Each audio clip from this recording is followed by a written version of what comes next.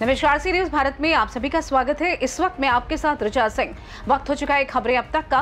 खबरें अब तक में आज बात होगी उस महिला सांसद की जिस पर संसद में आग बबूला हो गए पीएम मोदी।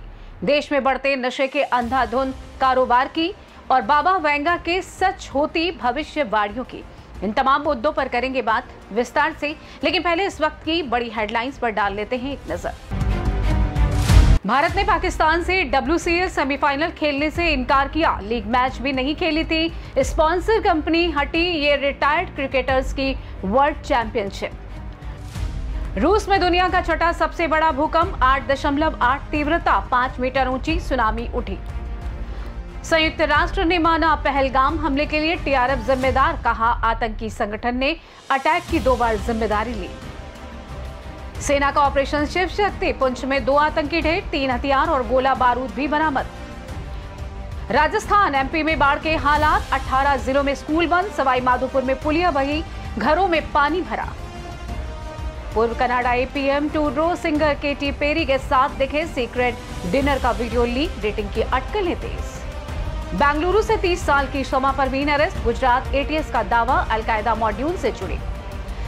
लखनऊ में तेज बारिश, प्रयागराज में गंगा यमुना उफनाई, 2 लाख लोग बाढ़ से घिरे, नाव से पहुंचाया जा रहा दूध ration. Hit and run case में असमिया एक्ट्रेस नंदिनी कश्यप गिरफ्तार, 21 वर्षीय छात्र की मौत का मामला। सेंसेक्स 144 अंक चढ़कर 81,482 पर बंद, निफ्टी 24,855 के पार। NSE के FMCG, IT और फार्मा इंडेक्स चढ़े। हेडलाइंस के बाद अब वक्त है खास मुद्दों की ओर बढ़ने का।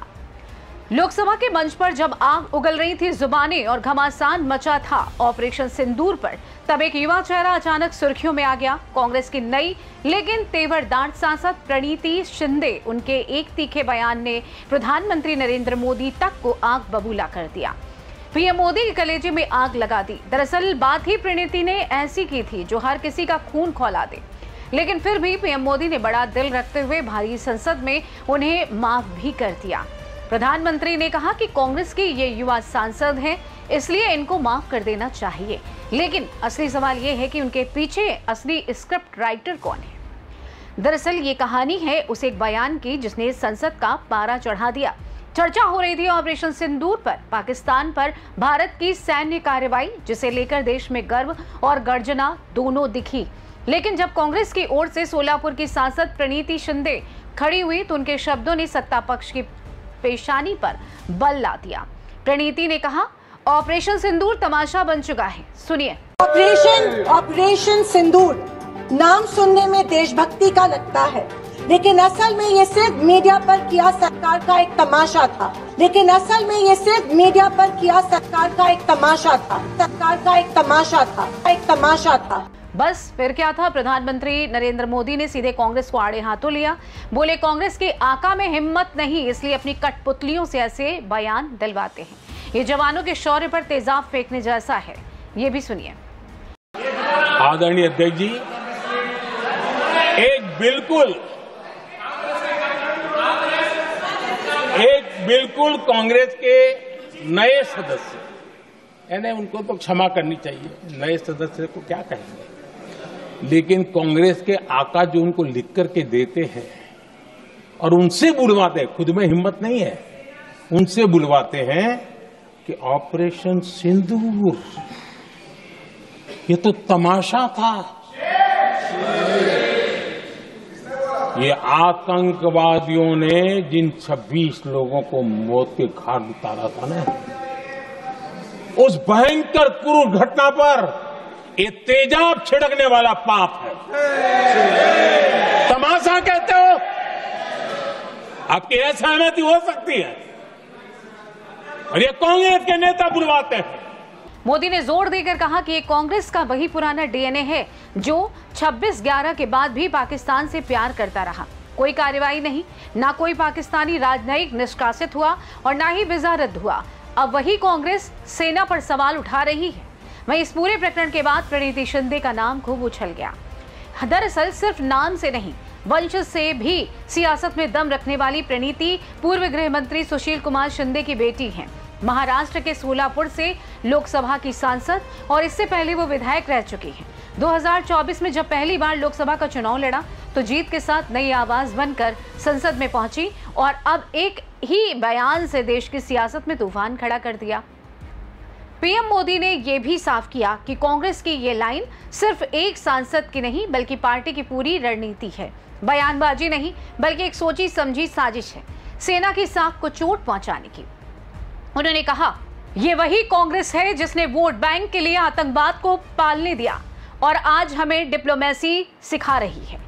देखा जाए तो ये सवाल तो उठता ही है, क्या ये संसद में प्रणीति शिंदे की राजनीतिक दस्तक थी या कांग्रेस की रणनीतिक चाल, और क्या मोदी की माफी वाकई माफी थी या एक तीखा सियासी व्यंग?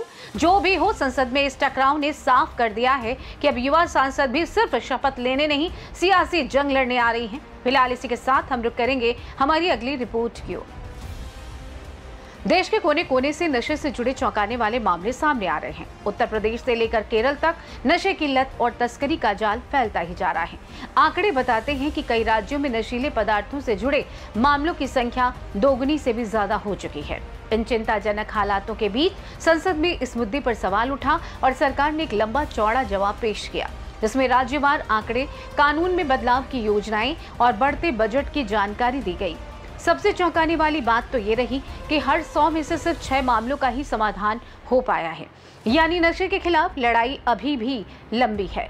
सरकार की ओर से बताया गया है कि NDPS, narcotics drugs and psychotropic substance act के तहत पिछले 5 वर्षों में 14 नई नींद की दवाओं और 29 अन्य रसायनों को मनोविकारी पदार्थ की सूची में शामिल किया गया है।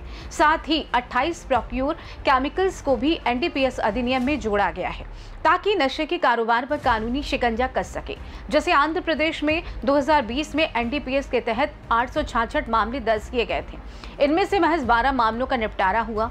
2022 में यही आंकड़ा बढ़कर 1391 हो गया, लेकिन निपटारे की दर और गिर गई। सरकार ने मादक पदार्थों की तस्करी रोकने के लिए 2024 में शुरू की गई योजना के तहत राज्यों और केंद्र शासित प्रदेशों को आर्थिक सहायता देना शुरू किया था। इसका मकसद था एनडीपीएस कानून को लागू करने वाली एजेंसियों की ताकत बढ़ाना। इस योजना को गृह मंत्रालय और नारकोटिक्स कंट्रोल ब्यूरो मिलकर लागू करते हैं। रिपोर्ट के मुताबिक पिछले 5 सालों में इसका बजट 50 करोड़ रुपए तक बढ़ाया गया है ताकि नशे के कारोबार पर कड़ा प्रहार किया जा सके। नशे के खिलाफ ये जंग अब सिर्फ कानून की नहीं, समाज की भी है। जागरूकता, कड़ी निगरानी और सख्त कार्रवाई, यही इस अंधेरे को हराने का रास्ता है। आज रूस की धरती कांपी नहीं, दहाड़ मारी है। कमचटका प्रायद्वीप में आया ऐसा भूकंप जिसने पूरी दुनिया को हिला कर रख दिया। रिक्टर स्केल पर तीव्रता 8.8, यानी जमीन में ऐसा विस्फोट जैसी धरती खुद बगावत पर उतर आई हो। जापान से अमेरिका और अलास्का तक सुनामी का हाई अलर्ट, परमाणु ठिकानों पर आपात तैयारी और फुकुशिमा को खाली करवाने की नौबत, ये कोई सामान्य घटना नहीं। और अब डरावना सवाल उठ रहा है, क्या बाबा वेंगा की महाप्रलय वाली भविष्यवाणी सच साबित हो रही है? जी हाँ, बाबा वेंगा, जिनकी भविष्यवाणियां 9/11 से लेकर ब्रेग्जिट तक सच हुई, उन्होंने चेतावनी दी कि 2025-26 में धरती हिलेगी, पानी उबाल मारेगा और बर्बादी की लहरें इंसानियत को निगलने आएंगी। और अब जब धरती की चादर फट रही है, समुद्र उफन रहा है, तब ये संयोग डरावना नहीं बल्कि गूंजता हुआ संकेत लगता है। समझिए, ये भूकंप कोई मामूली कंपन नहीं था, ये था एक त्रिदेवीय तांडव। धरती के 3 शक्तिशाली तरंगों का खेल। पी वेव्स जो धमाके की तरह हमला करती हैं, एस वेव्स जो अंदर तक हड्डियां कपा देती हैं, और सरफेस वेव्स जो जमीन को समुद्र की तरह लहराती हैं। जब ये तीनों एक बार साथ सक्रिय होती हैं तो समझो धरती सिर्फ हिलती नहीं, वो चेतावनी देती है। भारत भी इस कहानी से अछूता नहीं। अंडमान निकोबार क्षेत्र में हलचल पहले ही शुरू हो चुकी है। वैज्ञानिक मान रहे हैं कि अगर जापान में सुनामी आती है तो उसकी गूंज भारत के तटों तक पहुंचेगी। याद रखिए, जब 2004 में सुनामी आई थी तो हजारों जिंदगियां पलक झपकते खत्म हो गई थी। सवाल यह है कि क्या हम दोहराव की ओर बढ़ रहे हैं? इतिहास गवाह है कि जब धरती का गुस्सा फूटता है तो इंसानी ताकतें बौनी साबित होती हैं।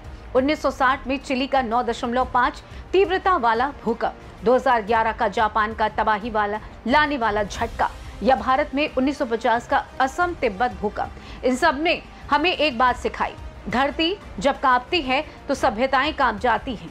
अब जब धरती की परतें फिर से खिसक रही हैं और जब बाबा वेंगा की भविष्यवाणी एक एक कर सच होती दिख रही है और जब समुद्र की लहरें थरथराने लगी हैं, तो सवाल सिर्फ इतना है कि क्या ये महाप्रलय की शुरुआत है या सिर्फ एक झलक उस सैलाब की जो आने वाला है। जो भी हो, ये तय है कि कहानी अभी खत्म नहीं हुई है, ये तो बस शायद ट्रेलर था। फिलहाल खबरें अब तक की खास रिपोर्ट में बस इतना ही, मगर जाते जाते एक बात जरूर कहेंगे।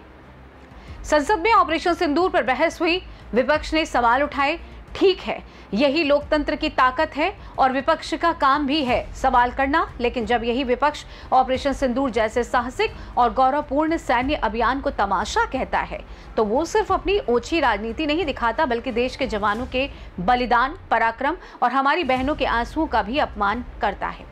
ऑपरेशन सिंदूर सिर्फ एक सैन्य कार्रवाई नहीं थी, ये उस दर्द का जवाब था जो उन परिवारों ने झेला जिनके घरों से जवान तिरंगे में लिपट कर लौटे। ये उस गुस्से का इजहार था जो हर हिंदुस्तानी के दिल में तब उभरा जब हमारे सैनिकों की शहादत का जवाब मांगा गया। इसमें हमारे सैनिकों ने दुश्मन के घर में घुसकर मारा और ये दिखा दिया कि भारत किसी से भी किसी कीमत पर अपने जवानों की शहादत बेकार जाने नहीं देगा। ऐसे अभियान को राजनीति का मुद्दा बनाकर तमाशा कहकर विपक्ष ने अपनी सोच और संवेदनहीनता का स्तर दिखा दिया है। सवाल करो, जवाब मांगो, लेकिन देश के गौरव से मत खेलो, क्योंकि जब बात सेना और सम्मान की हो तो देश राजनीति नहीं, एकता चाहता है। फिलहाल के लिए इस खास रिपोर्ट में बस इतना ही। देश दुनिया की तमाम बड़ी खबरों को जानने के लिए आप जुड़े रहिए सी न्यूज़ भारत के साथ। हर खबर आपके साथ, आपके हाथ।